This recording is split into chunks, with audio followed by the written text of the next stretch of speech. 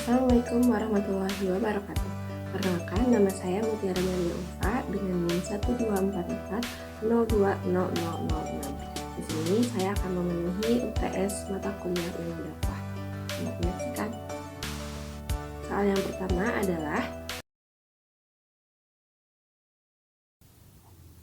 apa yang saya sampaikan sekarang itu saya merajuk atau bersumber dari PowerPoint yang telah Ibu Umi Halwa berikan. Nah, jadi ilmu dakwah itu adalah ilmu yang membahas tentang proses penerimaan, pengolahan, dan penyampaian ajaran Islam untuk merubah perilaku seorang individu, kelompok, dan masyarakat agar individu, kelompok, dan masyarakat ini sesuai dengan ajaran Islam. Nah, ilmu dakwah ini adalah ilmu yang mempelajari atau ilmu yang mengkaji tentang proses dakwah secara empiris, logis, teologis, dan filosofis. Nah, selanjutnya itu ada dai. Apa sih itu dai? Dai, pengertian dai itu dibagi menjadi dua. Ada dai secara umum dan dai secara khusus. Nah, dai secara khusus ini adalah semua orang itu sudah bisa dikatakan sebagai dai, atau semua orang yang sudah bisa mengajak kepada kebaikan ini sudah disebut sebagai dai. Contohnya seperti seseorang yang mengajak temannya untuk melaksanakan sholat, atau dia mengajak temannya untuk mengikuti kajian seperti itu sudah digolongkan sebagai dai. Nah, selanjutnya yang kedua itu ada dai secara khusus. Nah, dai secara khusus ini adalah dai atau seseorang yang memang memiliki kemampuan di bidang berdakwah. Nah, ini tidak semua orang. Jadi seperti misalkan ustadz seperti itu. Selanjutnya itu ada ruang lingkup ilmu dakwah. Ruang lingkup ilmu dakwah itu ada dua, ada objek material dan objek formal. Nah, objek material ilmu dakwah itu adalah semua atau seluruh ajaran pokok agama Islam. Itu ada Al-Quran dan Al-Sunnah. Nah, manifestasinya itu adalah semua aspek kehidupan umat Islam dan semua aspek kehidupan umat Islam dalam sejarah Islam itu sendiri. Nah, dalam manifestasinya itu ada manusia, Allah, alam atau lingkungan, dan Islam. Itu dari objek material. Nah, objek formal itu apa sih? Objek formal itu adalah sudut pandang tertentu yang dikaji di dalam disiplin utama ilmu dakwah. Disiplin utama ilmu dakwah itu ada 6. Yang pertama ada BKI atau Bimbingan Konseling Islam, ini irsyad. Yang kedua ada KPI, itu Komunikasi dan Penyiaran Islam, yaitu tabligh. Yang ketiga itu adalah MD atau Manajemen Dakwah. Manajemen dakwah ini itu tadbir. Terus ada PMI, Pengembangan Masyarakat Islam, ini itu adalah tatwir atau tamkin. Selanjutnya itu ada Humas, Hubungan Masyarakat, ini adalah Alaqot Ammah, dan yang terakhir adalah MHU, Manajemen Haji dan Umroh. Nah, ilmu dakwah di dalam objek formal ini itu berusaha untuk melihat atau mencoba melihat interaksi yang terjadi antara subjek atau dai itu dan objeknya, yaitu mad'u dalam proses berdakwah. Kita lanjut ke soal nomor 2. Soal nomor 2 adalah, sebelum saya menjawab soal nomor 2, apa yang saya sampaikan sekarang ini merujuk atau bersumber dari PowerPoint yang telah Ibu Umi Halwa berikan. Dalam metodologi ilmu dakwah itu ada 3. Yang pertama ada manhaj istinbat, manhaj istiqra, dan manhaj iqtibas. Yang pertama itu adalah manhaj istinbat. Manhaj istinbat ini adalah proses penalaran dalam memahami apa itu dakwah. Nah, dengan merujuk atau mengacu dan juga menurunkan dari Al-Quran dan Al-Sunnah. Nah, produk dari istinbat ini adalah teori. Contoh dari manhaj istinbat ini adalah misalkan ada seorang dai yang dai itu melakukan kajian mendalam tentang perintah sholat. Nah, dia melihat dalam Al-Quran itu ada dalam Quran surat Al-Baqarah ayat 43. Di situ dikatakan bahwa kita sebagai seorang muslim itu wajib untuk mendirikan sholat. Nah, akhirnya dia menyimpulkan bahwa memang sholat itu adalah kewajiban setiap umat muslim, dan dia mengatakan atau berdakwah bagaimana tata cara sholat, apa syarat-syaratnya dan waktunya itu waktu-waktu sholat itu dia merujuk atau mengacu kepada hadis-hadis yang relevan dengan ayat Al-Baqarah tersebut. Nah, selanjutnya itu yang kedua adalah manhaj iqtibas. Nah, tadi kan kalau misalkan manhaj istinbat itu dia pure murni mengacu atau merujuk dan juga menurunkan dari Al-Quran dan Sunnah. Nah, iqtibas ini juga sama, dia proses penalaran dalam memahami apa itu dakwah. Dia juga sama menurunkan dari Al-Quran dan Al-Sunnah, tetapi dia juga meminjam ilmu-ilmu lain, seperti misalkan contohnya ilmu sosiologi, ilmu psikologi, ilmu komunikasi, ilmu sejarah, ilmu politik, mungkin ilmu ekonomi, dan lain sebagainya. Nah, contoh dari manhaj iktibas ini misalkan contohnya KPI. KPI ini komunikasi dan penyiaran Islam. Nah, dalam berdakwahnya, seorang KPI ini meminjam ilmu komunikasi tentunya. Selanjutnya misalkan contohnya ada BKI. Nah, BKI ini kan bimbingan konseling Islam. Dalam berdakwahnya, berarti dia meminjam ilmu psikologi. Nah, selanjutnya yang ketiga itu adalah manhaj istiqro. Manhaj istiqro ini adalah proses penalaran dalam memahami apa itu dakwah dalam tataran empirik.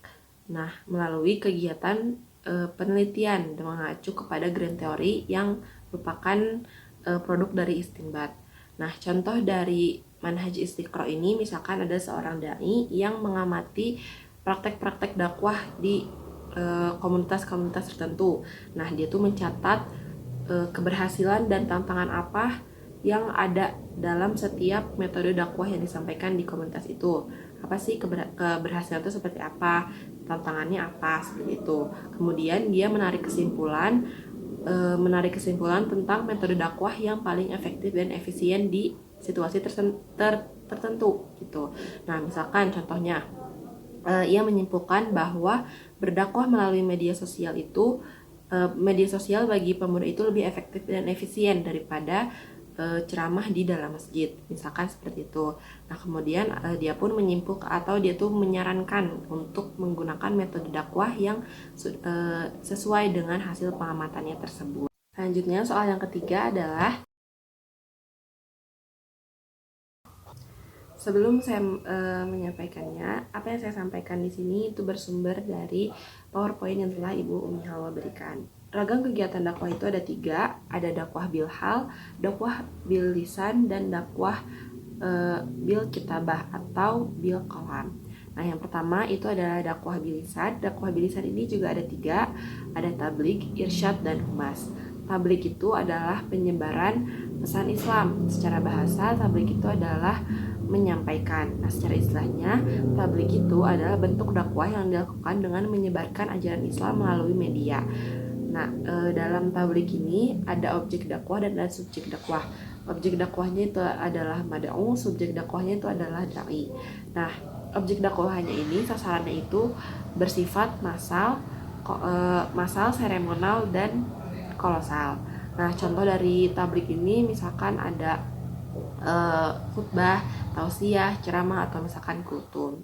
Selanjutnya, nomor 4-nya adalah apa yang saya sampaikan sekarang itu bersumber dari PowerPoint yang telah Ibu Umi Halwati berikan. Nah, yang selanjutnya adalah ragam konteks dakwah. Ragam konteks dakwah itu yang pertama ada dakwah nafsiyah. Nah, dakwah nafsiyah ini adalah dakwah kepada diri sendiri. Nah, dai-nya itu jadi diri sendiri, mad'unya juga diri sendiri.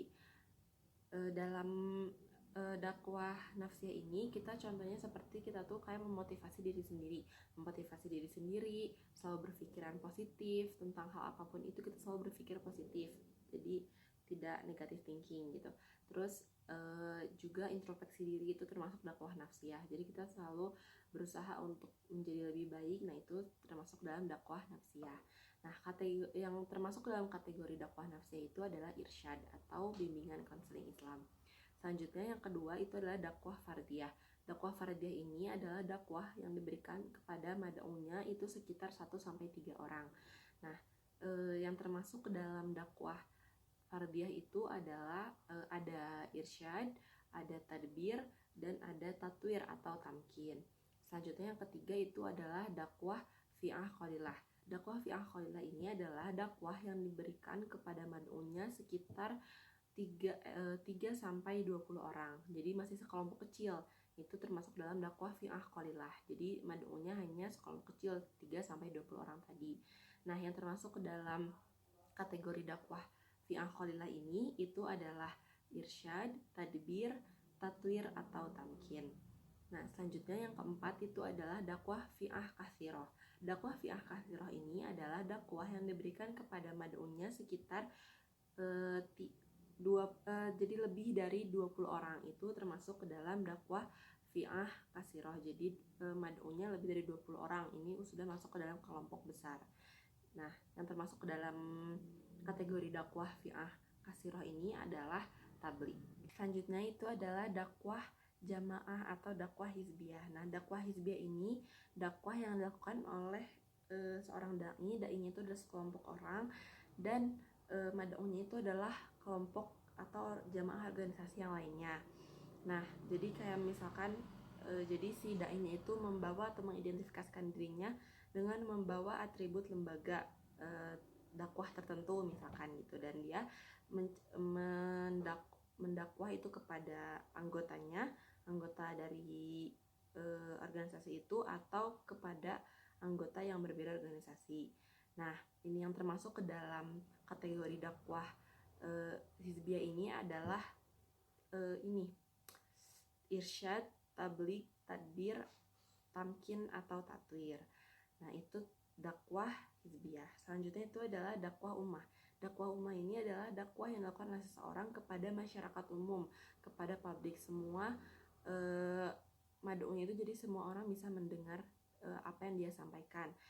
Contohnya misalkan juga bisa ketika kita berdakwah di media massa, di Instagram atau di TikTok, maka itu sudah termasuk dalam dakwah ummah karena semua orang itu bisa menonton video kita gitu. Itu termasuk dalam dakwah ummah. Nah, yang masuk kategori dakwah ummah itu adalah tabligh.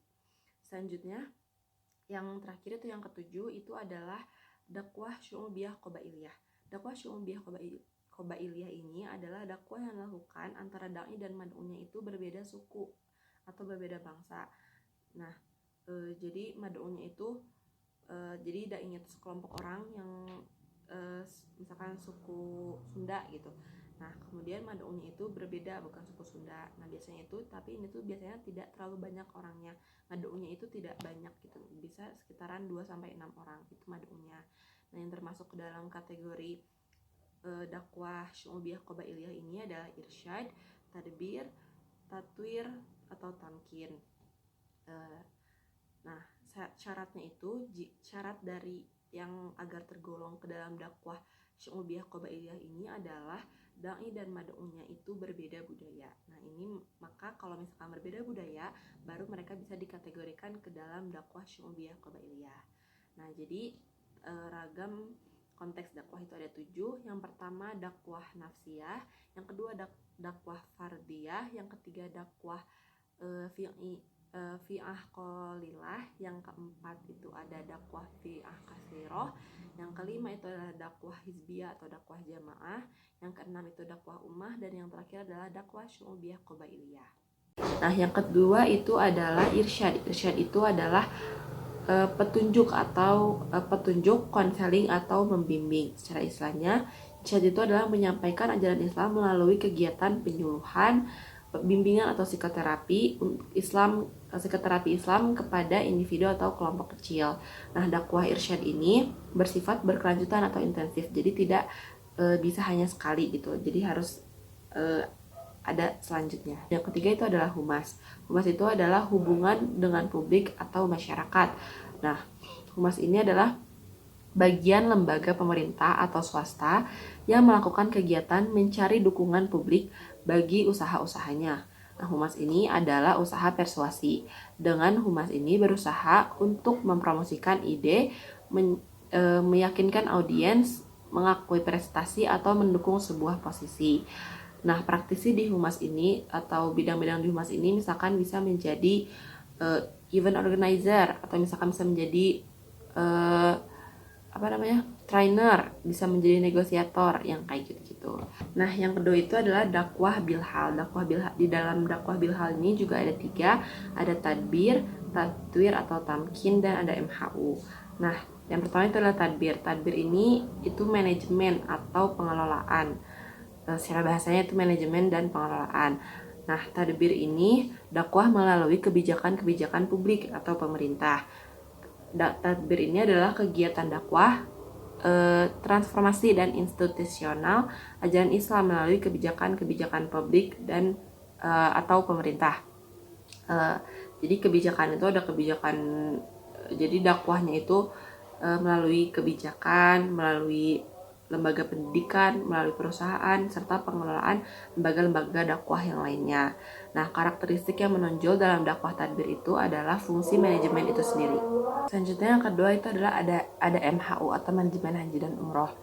Nah, MHU ini adalah ragam kegiatan dakwah yang dia tuh bergerak dalam melakukan pengabdian kepada masyarakat dengan membangun kerjasama kemitraan dalam bidang manajemen haji dan umroh yang mampu menjawab tuntutan global.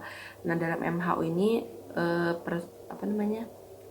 bisa menjadi tenaga ahli dalam bidang pengelolaan penyelenggaraan haji dan umroh, bisa menjadi tenaga administrasi bidang urusan haji dan umroh, bisa menjadi tenaga ahli pada BPKH atau Badan Pengelola Keuangan Haji, dan lain sebagainya yang berhubungan dengan manajemen haji dan umroh. Selanjutnya yang ketiga itu adalah tatwir atau tamkin. Tatwir atau tamkin ini itu pengembangan. Secara bahasa itu adalah pengembangan. Nah, tatwir atau tamkin ini adalah kegiatan dakwah implementatif melalui gerakan aksi amal seperti pemberdayaan sumber daya manusia dan lingkungannya di suatu daerah gitu. Nah, dakwah tatwir ini bisa dilakukan dengan program pendidikan, bisa lewat program pendidikan, bisa lewat pelatihan, pemberdayaan, pendamping di desa, misalkan pengembangan ekonomi, pengadaan sarana pendidikan, dan keagamaan. Nah, selanjutnya yang ketiga itu adalah dakwah bil kitabah atau dakwah bil qalam. Nah, dakwah bil kitabah atau dakwah bil qalam ini adalah dakwah melalui tulisan. Nah, ini misalkan bisa dengan kita menulis sebuah novel tentang Islam seperti itu termasuk dalam dakwah bil kitabah atau bil qalam. Selanjutnya, soal yang kelima adalah apa yang saya sampaikan ini adalah saya bersumber dari PowerPoint yang telah Ibu Umi Hawa berikan. Landasan dakwah yang pertama itu adalah landasan dakwah teologi atau landasan dakwah normatif. Landasan dakwah teologi ini adalah landasan yang berasal dari Tuhan atau sumber wahyunya, yaitu ada Al-Quran dan hadis. Al-Quran dan hadis ini adalah sebagai pedoman hidup pertama umat Islam. Selanjutnya, Al-Quran dan hadis ini merupakan kitab dakwah. Selanjutnya, Al-Quran juga sebagai sumber inspirasi kita dan sebagai rujukan kita dalam berdakwah ini ada di dalam Quran dan hadis. Nah, secara teologi, berdakwah itu adalah bukti nyata kita sebagai umat Islam.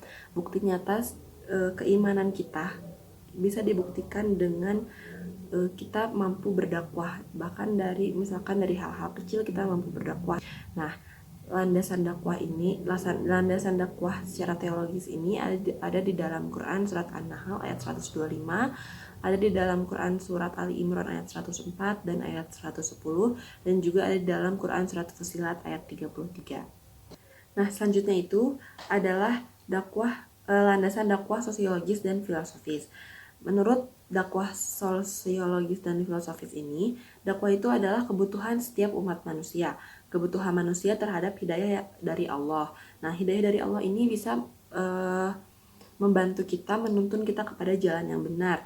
Kita membimbing kita atau menambah keyakinan kita kepada Allah Subhanahu wa Ta'ala, membimbing keimanan kita yang senantiasa fluktuatif, menuntun akal dalam mencari jalan kebenaran.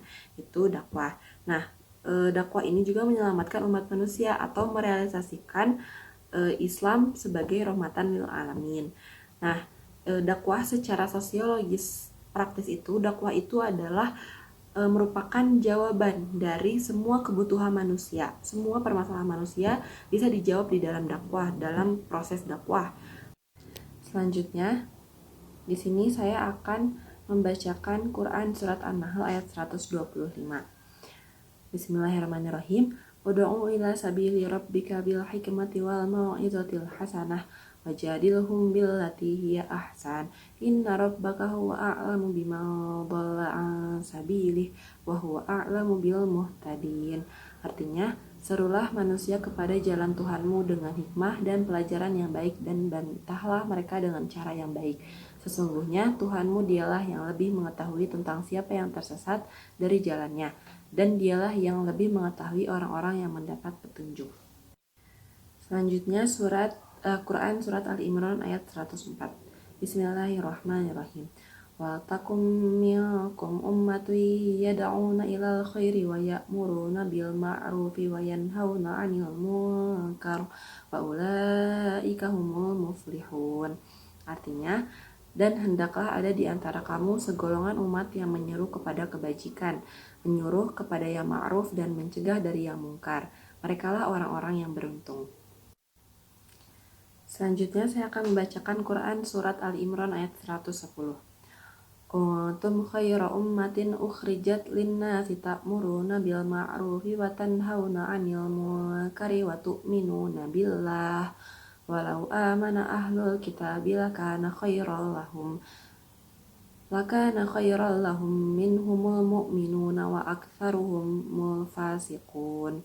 Artinya, kamu adalah umat yang terbaik yang dilahirkan untuk manusia, menyuruh kepada yang makruf dan mencegah dari yang mungkar, dan beriman kepada Allah. Sekiranya ahli kitab beriman, tentulah itu lebih baik bagi mereka. Di antara mereka ada yang beriman, dan kebanyakan mereka adalah orang-orang yang fasik. Selanjutnya, Quran Surat Fussilat ayat 33. Bismillahirrahmanirrahim. Wa man ahsanu qawlan mimman da'a ila Allahi wa amila shalihan wa qala innani minal muslimin. Artinya, siapakah yang lebih baik perkataannya daripada orang yang menyeru kepada Allah, mengerjakan amal yang soleh, dan berkata, sesungguhnya aku termasuk orang-orang yang menyerah diri. Selanjutnya saya akan membacakan Quran Surat Al-Baqarah ayat 221. Bismillahirrahmanirrahim. Wala tankihul musyrikati hatta yu'min wala amatum mu'minatun khairum min musyrikati walau a'jabatkum wala tunkihul musyrikina hatta yu'minu wala abadum mu'minun khairum min musyriki walau a'jabakum ulaika yad'una ilan nar wallahu yad'u ilal jannati wal maghfirati bi'idnih wa yubayyinu ayatihi linnasi la'allahum yatadakkarun. Artinya, janganlah kamu menikahi perempuan musyrik hingga mereka beriman. Sungguh, hamba sahaya perempuan yang beriman lebih baik daripada perempuan musyrik, meskipun dia menarik hatimu. Jangan pula kamu menikahkan laki-laki musyrik dengan perempuan yang beriman hingga mereka beriman. Sungguh, hamba sahaya laki-laki yang beriman lebih baik daripada laki-laki musyrik meskipun dia menarik hatimu. Mereka mengajak ke neraka, sedangkan Allah mengajak ke surga dan ampunan dengan izinnya. Allah menerangkan ayat-ayatnya kepada manusia agar mengambil pelajaran. Selanjutnya yang terakhir itu adalah Quran Surat Al-Hijr ayat 94. Bismillahirrahmanirrahim. Fasda' bima tu'maru wa a'rid 'anil musyrikin. Artinya, maka sampaikanlah olehmu secara terang-terangan segala apa yang diperintahkan kepadamu dan berpalinglah dari orang-orang yang musyrik. Alhamdulillahirrahmanirrahim. Sekian dari saya, terima kasih. Mohon maaf bila ada salah kata atau salah penyampaian. Terima kasih. Wassalamualaikum warahmatullahi wabarakatuh.